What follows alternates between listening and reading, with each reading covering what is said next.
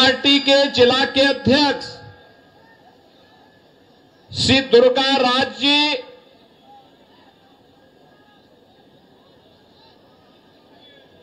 प्रदेश कार्य समिति सदस्य भारतीय जनता पार्टी बिहार श्री मुक्तेश्वर ओझा जी, शाहपुर विधानसभा के प्रभारी और उत्तर प्रदेश सरकार के पूर्व मंत्री श्री आनंद स्वरूप शुक्ला जी, विधानसभा के प्रभारी श्री धीरेन्द्र सिंह जी, शिवलाल पाटीदार जी, हीरालाल गुप्ता जी, अमरनाथ राय जी और युवा और जुझारू प्रत्याशी भारतीय जनता पार्टी और एनडीए के युवा और जुझारू प्रत्याशी श्री राकेश रंजन ओझा जी, शाहपुर के भारी संख्या में उपस्थित मेरे सभी उपस्थित भोजपुर और शाहपुर से जुड़े हुए बहन और भाइयों, भारत माता के महान सपूत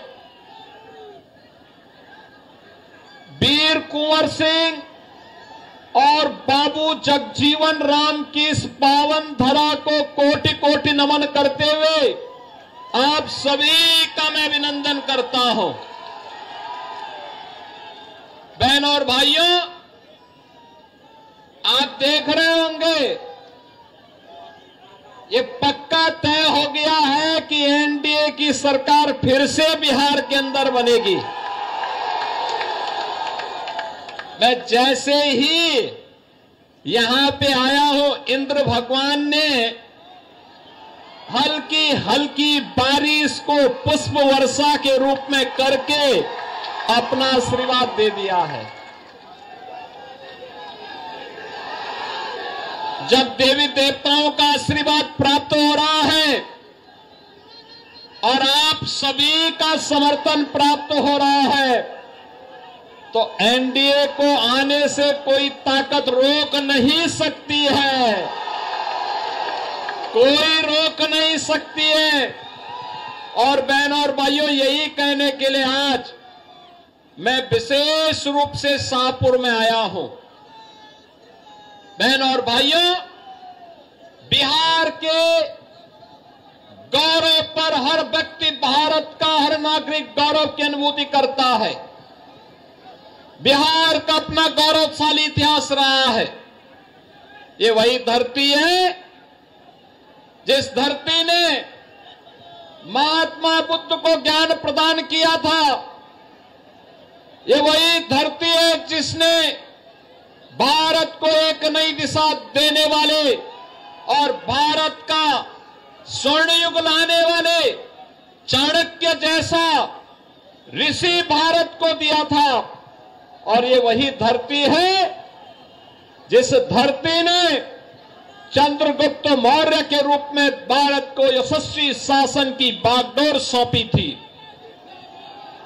ये वही धरती है जिस धरती में वीर कुंवर सिंह पैदा हुए, जिस धरती ने डॉक्टर राजेंद्र प्रसाद देश का प्रथम राष्ट्रपति दिया, जिस धरती ने बाबू जगजीवन राम को दिया, जिस धरती ने जब देश के अंदर लोकतंत्र के गले को घोंटने का कार्य हो रहा था, तब सदैव जयप्रकाश नारायण को पैदा करके जिस धरती ने लोकतंत्र को फिर से बचाने का काम किया, ये वही पावन धरा है बिहार की, जिसको नमन करने के लिए आज मैं आपके बीच आया हूं।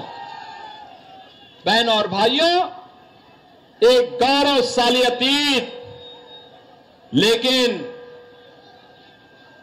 इस गौरवशाली अतीत पे आरजेडी का 15 वर्षों का कार्यकाल और उससे पहले कांग्रेस का कार्यकाल एक कलंक से कम नहीं है। एक पहचान के संकट के दौर से बिहार के लोगों को, बिहार के नौजवानों को, बिहार के नागरिकों को गुजरना पड़ा था।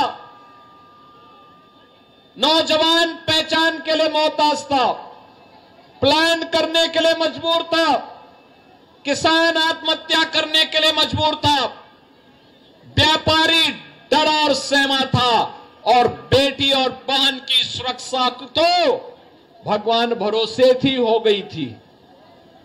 बहनों और भाइयों, हमारे बिहार ने अंगड़ाई ली। 2005 में नीतीश कुमार जी के नेतृत्व में एनडीए की सरकार बनती है और बिहार के माफियाओं के दिन लग जाते हैं, उनकी उल्टी गिनती शुरू हो जाती है। बहनों और भाइयों, बिहार एक नई दिशा की ओर आगे बढ़ा। आज फिर से बिहार में वह सब कुछ है जो बिहार में 50 वर्ष पहले हो जाना चाहिए था। कनेक्टिविटी है, बाढ़ प्रबंधन है, स्कूली शिक्षा का प्रबंधन है, इंजीनियरिंग कॉलेज बन रहे हैं, मेडिकल कॉलेज बन रहे हैं, गरीबों के लिए वे योजनाएं जो 2014 के बाद मोदी जी ने सबका साथ और सबके विकास के भाव के साथ देश भर में लागू किया। हर गरीब के पास अपना शौचालय होगा, हर गरीब के सिर को ढकने के लिए छत होगी, हर गरीब के घर में स्वस्थ ईंधन के लिए उज्ज्वला योजना का कनेक्शन होगा, और हर गरीब के स्वास्थ्य के लिए आयुष्मान भारत की सुविधा होगी, हर गरीब के पास राशन कार्ड होगा। और यह कांग्रेस पूरा नहीं कर पाई, आरजेडी पूरा नहीं कर पाई। आरजेडी पूरा करती कैसे? क्योंकि जो पशुओं का चारा खा जाए तो मनुष्य को तो सब कुछ टकार ही जाएगा। उन्होंने तो यही किया था, लेकिन मोदी जी ने कहा सबका साथ और सबका विकास। साथ सबका, विकास भी सबका, बिना भेदभाव के शासन की योजना का लाभ हर गरीब को, हर किसान को, हर नौजवान को, हर माता को, हर बहन को उपलब्ध हुआ। और परिणाम है, भारत में मोदी जी के कार्यकाल के दौरान 25 करोड़ लोग गरीबी रेखा से उभर करके सामान्य जीवन व्यतीत करने की ओर आगे बढ़े हैं, स्वावलंबन के पथ पर अग्रसर बढ़े हैं। एक नया भारत का दर्शन हो रहा है। आज बिहार में मेडिकल कॉलेज बन रहे हैं, बिहार में इंजीनियरिंग कॉलेजों की एक लंबी श्रृंखला खड़ी हो रही है। अब बिहार से पलायन नहीं, इंजीनियरिंग ग्रेजुएट निकल करके प्रगति के पथ पर नए बिहार को आगे बढ़ाने का कार्य कर रहे हैं। बहनों और भाइयों, बिहार के नौजवानों की इस प्रगति को देख करके मैं देखता हूं क्या प्रतिभा है बिहार के अंदर, क्या यहां के नौजवानों में ईश्वर प्रदत्त बुद्धि है। उसको थोड़ा सा प्लेटफॉर्म मिले, पूरी दुनिया को अपनी बुद्धि से आकर्षित करने की सामर्थ्य हमारा बिहार का नौजवान रखता है। देश के अंदर जहां कहीं भी बिहार के नौजवानों को कार्य करने का अवसर प्राप्त हुआ, उसने अपनी प्रतिभा का लोहा मनवाया है। बिना रुके, बिना झुके, बिना डिगे बिहार का नौजवान आज उस क्षेत्र को विकास के पथ पर अग्रसर करता है। लेकिन बहनों और भाइयों, 2005 के पहले परिवारवाद का दंश झेल लाए बिहार अराजकता और गुंडागिर्दी की चपेट में पूरी तरह माफिया राज का शिकार हो चुका था।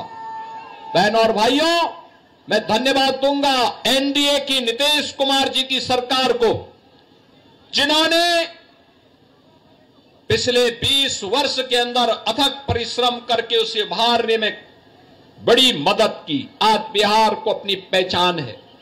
आज बिहार के ऊपर कोई प्रश्न खड़ा नहीं करता है आज बिहार के अंदर कनेक्टिविटी है, बाढ़ प्रबंधन है और वह सब कुछ है जो आकांक्षा बिहार के नागरिकों की बिहार के प्रति है।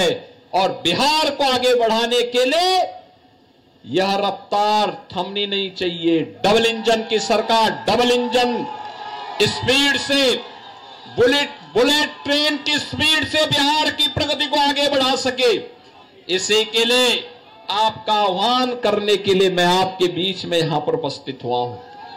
बहनों और भाइयों, मैं पूछना चाहता हूं कि क्या आज तो बिहार विकास भी है और विरासत भी है, इस परंपरा के साथ जुड़ चुका है।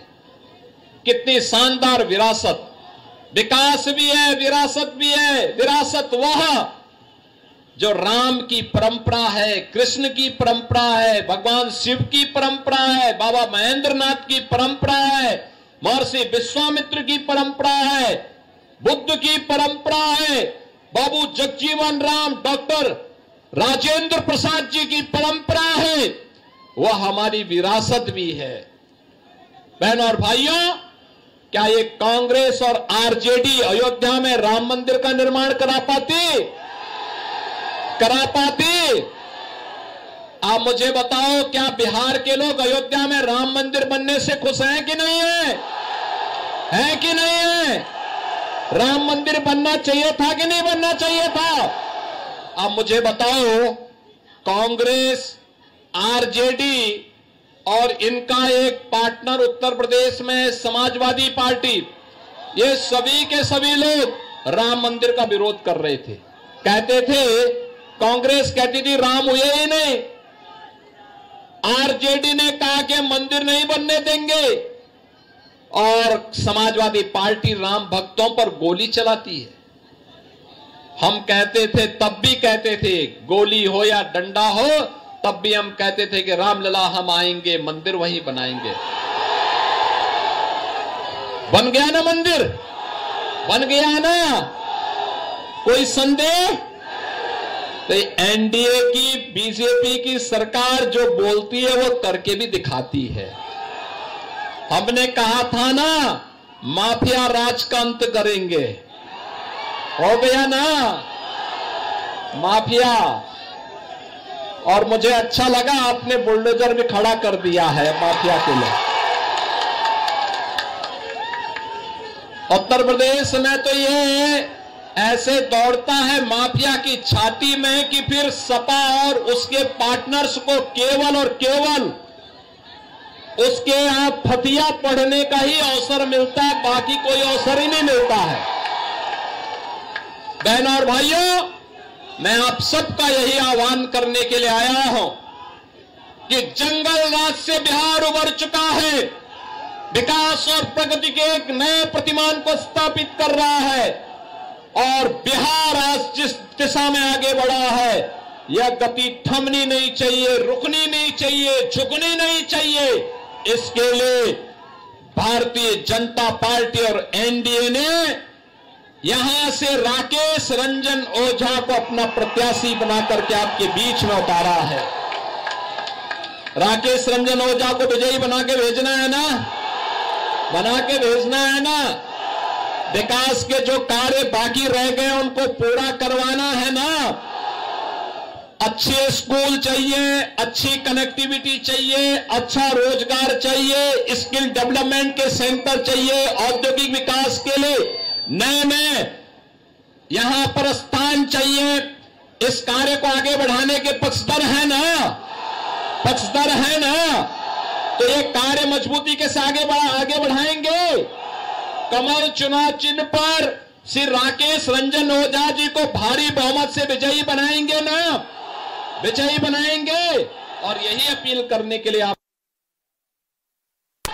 अगर सहमत है तो मेरे साथ दोनों हाथ चुनाव चिन्ह में राकेश ओझा को घर घर जाकर के विजयी बनाने की अपील करेंगे। मेरा संदेश और मोदी जी का संदेश घर घर तक पहुंचाएंगे। तो फिर मेरे साथ बोलेंगे, भारत माता की, भारत माता की, भारत माता की, जय श्री राम, जय जय श्री राम।